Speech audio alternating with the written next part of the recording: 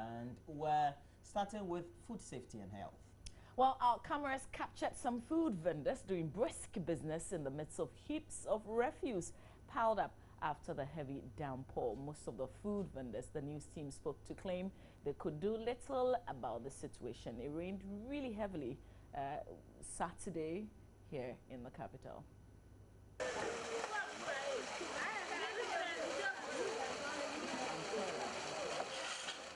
Major choke drains overflowed their banks while garbage littered the banks of the drains. Vehicles, buildings, fence walls and other properties were destroyed in the rains.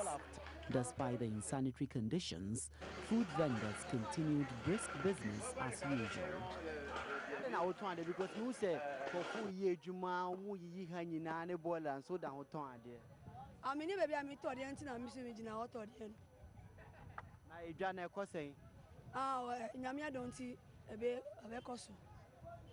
And so you can see that quite a number of people are trying to put the place together. We have people who are already desilting gutters. You see refuse and around and all of that. But this cocoa seller tells me she doesn't have any other place to sell her food. And so despite the health threats, she decides to sell here. The Assistant District Coordinating Officer, an official of the East Ayawaso Sub-Metro, Fati Amadu, expressed worry about the situation, but says measures have been instituted to reduce the effect of heavy downpours on the community. We'll come back on Monday to see how best we can solve this issue, to remove all the containers and the cars parked on the roadside. Redwan Karim Dini Osman, Joy News, Nima, Accra.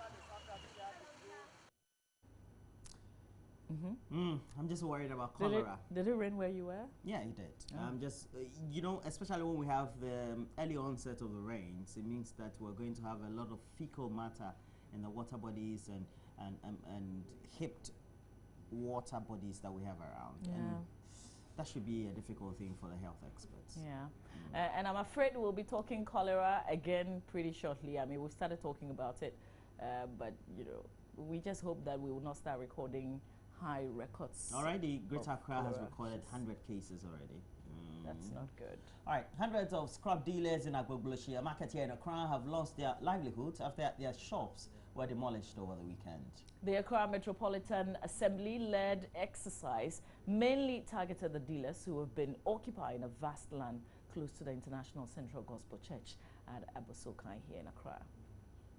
The demolition exercise started on Saturday, and by Sunday afternoon, almost all the shops had been destroyed. Even though shop owners were notified by the AMA to leave the land, they say they should have been allowed more time to retrieve their goods before the shops were destroyed. You demolished the place yesterday, Saturday. Leave that thing for us today so that we can pack it this morning. You never leave it. You come again. Instead of you to leave the thing, they start pushing the whole thing. Look at all these things. This one costs a lot of money. All those things. These are virgin material. It's virgin material. This one, in some places, provides with dollars. You see it? All this one, the virgin material. And look at what they do. Look at. I just think these are the virgin material. You see, you can't get this one easily. You see, they get it from the factory. Look at what they done. At least they should have leave us. Let us take our things. They don't allow us to take it. Perhaps what makes victims more frustrated is the fact that some officers from the assembly extorted money from them with the assurance that they would not be evicted. We have robber station. We gather, they say we should gather money. We gather money again, they took it. Now they will take us to AMA office. They will tell us we should stand outside there. They want to go and talk to mayor. Mayor is busy with somebody. Then all of this, by the end of the day, they will take their money. We will give them the money because they know we don't know anything. Because you still pay taxes. I'm sure the shops were numbered. Like me now, I can even go to my car now. I'll bring my income tax and everything. The AMA, I pay them. Internal Revenue, I pay them for the 2 shops that I'm having here. But upon everything, it's like I'm just dropping my money away because I don't see what they are doing for us now. With most of their belongings destroyed, the victims had no choice but to search through the debris to salvage what was left of their belongings. By 2:20 p.m. on Sunday, a team of over 300 heavily equipped police officers were done for the day. Sir, appreciation, but we have permission to stand at this for everything. Sir, yes, sir.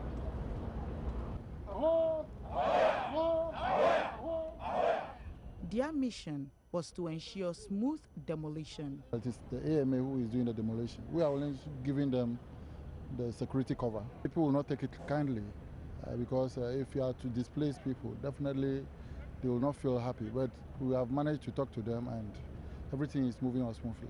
As you can see, we have not covered certain areas and therefore it will continue tomorrow. This is a 4-day exercise, and by Tuesday, this vast land is expected to be cleared. Well, if you're a member of the International Central Gospel Church, you should be excited about this one. But if you happen to be selling there and your shop has gone down, then you definitely will be sad. I only hope that we will carry through this till the very end, so we don't leave any structures for anybody to start putting them up again. They are your neighbors, or let's say illegal neighbors. But in the Bible it said, love your neighbors yourself. Oh, please. All right. We have to take a look at this. Everyday residents of Yape in the central Gonja district of the northern region share their only source of drinking water, the Black Volta, with animals. Well, though filled with fecal matter from cattle and humans alike, it also serves as the main source of fishing in the community. Here's Sayram Abla de Souza's report as she visited Yape.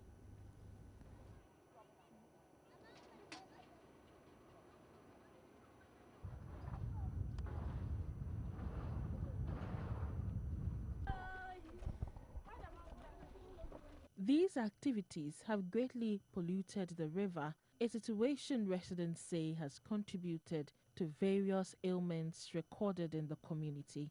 She's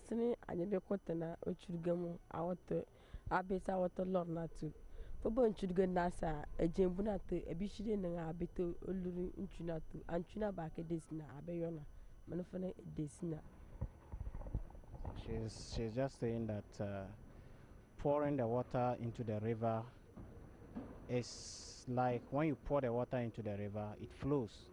And when you pour it onto the bare floor, the water will definitely flow back into the river. So to make things easier, you just pour it into the river for them to flow along. Years ago, the Savannah Accelerated Development Authority tried drilling a borehole, but that did not see the light of day. You see the river lying there. When you go and see the water we take, it's not the best of it. And then I wish if it was around 4, 5 o'clock, you will see motor king carrying water, going to the riverside, carrying water to sell around the town. That's our #1 priority, water, possibly clean water. A junior high school leaver, Ayub Basaka, has taken advantage of the situation to change his unemployment status. He sells 3 gallons of water from this river for 1 Ghana cedi. Another resident, Ibrahim Mahafuzu Sapo, is worried the water situation corresponds with poverty situation in the area. For Joy News, Sayram Abla de Souza, Yape in the northern region. Before you start condemning that water, because you buy water from tankers, ask again and perhaps drive behind them and see where they are fetching your water from before you start complaining. But this shouldn't be happening. We know that. Ghana's ambassador to Japan, Ambassador Thomas Kwesi, has been named the new secretary to the president. He replaces Raymond Atuguba, who served in the position until February this year.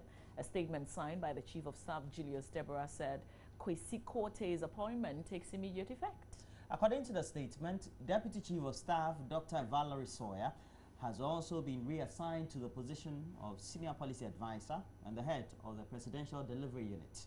The newly created Presidential Delivery Unit is to ensure the timely execution of projects envisaged by the President and government. According to the statement, Dr. Sawyer's immediate task is to monitor and evaluate the timeliness set by the power sector with a view of ameliorating the effects of the current power shortfall.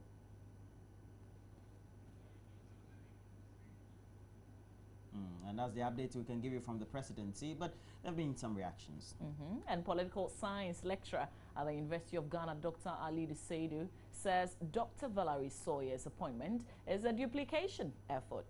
And he refers to Dr. Toniedu's challenges in a similar position to support his view. I think, first of all, the position of secretary to the president, I think the position that Dr. Raymond Atukuba was holding is a very important position. And the position has been made vacant by the fact that Dr. Raymond Atukuba has finished his sabbatical leave with the University of Ghana. He's going back. So I think there is a need to fill that particular position because it's very important to the governance system of the state. The second has to do with Dr. Sawyer's appointment. She's also new. Sorry, she's not new. She has been at the corridors of power for some time now, serving as deputy chief of staff and all those things. So her elevation to the position of senior policy analyst is also good. I think it used to be held by Dr. Sule Garba, who has now been made ambassador to Canada. Okay. So I think those positions should be filled or must be filled, and the president has filled them. One particular concern I have, especially with regards to Dr. Sawyer's secondary responsibility of being the leader or the head of the presidential, is it called PD, presidential evaluation unit, is my concern. Because I am thinking that every ministry should have at least a policy and monitoring unit. And if every ministry have those particular units who are supposed to monitor and evaluate and look at the timelines, whether they are realistic or not, of every ministry, then we have an energy ministry. Then we have a newly created power ministry. And her immediate responsibility is to critically evaluate and monitor government programs, projects, and policies. Then I'm thinking that is a huge burden on her, and she might end up doing some of the work that specific ministries may have units for. And if she's going to combine this particular huge responsibility of monitoring, maybe for now it's just the power sector and then the promises and commitments made within that particular sector. But I don't think her responsibility will only be limited, the delivery will not only be limited to that particular ministry, but to all the other ministries that are created by the presidency. But immediately she's going to look at the power ministry. That's what she's going to do. Yeah, I think they said her immediate responsibility is to monitor the deadlines set within the power ministry. But I think that particular ministry must necessarily have a unit that is able to monitor and evaluate the policies and programs implemented within that particular ministry. So if she is going to double as the senior policy advisor to the president and also have a standing responsibility of overseeing this, I think she'll be doing a function that is supposed to be done within the ministry. And that may also distract her effort to advise the president on other relevant policy issues. Well, I think as it stands now, I don't know the Deputy Minister of Foreign Affairs, because that's the man who's been taken to the Flagstaff House now. So we'll get a new person being reappointed. Yeah, and we'll get you updated. Meanwhile, Deputy Health Minister Dr. Victor Bampo says measures are in place should any of the 42 health workers who volunteered in some West African countries show any signs of Ebola infection. Dr. Victor Bampo spoke to the press at a reception to receive the volunteers back home. The health workers who spent 3 months in Liberia and Sierra Leone were quarantined in Ivory Coast for 21 days to ensure they were free from the deadly virus. The Deputy Health Minister assured the general public that measures are in place should any of the volunteers display any symptoms at all. The protocol in place is what was initiated from after they did their 3 months in Sierra Leone and Liberia. They were quarantined for 21 days. And because they're symptom-free after 21 days, then it's almost unlikely to impossible that they would have any case of Ebola. It cannot happen because, I mean, the epidemiology doesn't tell us that that will happen. So they've gone through what they should go through. But we have a protocol in place in Ghana. So if somebody has Ebola, we have steps that we take to make sure that we we quarantine the person, we send the person to an Ebola treatment center, and we take care of the person. Yes. Touching on stigmatization of the health workers, he entreated the media to use its mediums to educate the public towards ensuring they are not stigmatized. Meanwhile, the Director of Public Health has confirmed a 1-month leave for all 42 health workers who volunteered to work in the Ebola-affected countries. A storm drain that is eating away the main road at Santa Maria Jalov in Accra has grown worse. Over a month ago, Joy News was there to check on the situation, and since then, nothing has been done about the situation. It's been over a month since my colleague Latif Idris was here to report about how the storm drain behind me is eating into the road. I am here again and I realize the matter has not changed much. This is the Jalab lane at Santa Maria, and the residents here are taking precautions because they said they have waited. They've gone to everywhere they need to go, but nothing much has changed. And so they will continue to do what they can to save their properties. But I am asking, how far will they go? Tell me how the erosion gradually is affecting your water supply in the area. GWC, yeah, they were forced to take everybody off this line to a different line. And especially on weekends, when those people are home, you know, the pressure demand is very high. So it definitely affects, I'll say, the third party. So that's the problem we're facing here. And with time, I hope by end of year, if care is not really taken, this place will go down. So I was raising concerns about pipelines that are lying in the drain and how the water in the drain can contaminate it. Have you thought about that? Oh, we haven't thought about it much, but as safety, part of safety and stuff, definitely it will. So we just praying, just praying, you know. It's hell, but we all praying and see how best this thing can be resolved. Insakrebia my crowd na say insuning toya unhu bibi sa ta mo ba na insuning toya nti na unhu bibi biasa but insunu toya no it just nothing has changed since you came here. The situation has gone worse. A woman and her son died here some time ago when it rained heavily and carried away the kiosks they were sleeping in. Yeah, insunu toya pegja onu ne ne bani nyina ekwane ne kiosk nyina akoi. Ti sense afia nso ya start say every time it rains, we don't sleep. We pack our belongings to higher grounds. Usore na utatitasi unyama na udi gusro. Concrete no enu no ya sister na opamade no. Chese na nsuo no pese e wana kiosk ne fa ye di ku ge no. Nti na usuro se bia na wan hwe ya na nsuo na san be pegya na ye ne de ko. Nti ono no bo ne ka na wa ye saade we e wo ho. We have done our bits as residents. The last time it rained and caused massive destruction, residents contributed and rebuilt it. So as it's obvious behind me, some residents will go any length to protect their property, and that is why they have spent their own monies to construct bridges to their home instead of being cut off due to the erosion of the storm drain here. Okay, so that'll be it for the latest news update we have. You can go to myjoyonline.com for a whole lot more news. But to get interactive with us, check out our Facebook page. It's facebook.com/joynews on TV. And we have a handle on Twitter as well at Joy News on TV. In the meantime, though, yeah, we'll come back and check out what's making headlines in the newspapers for you.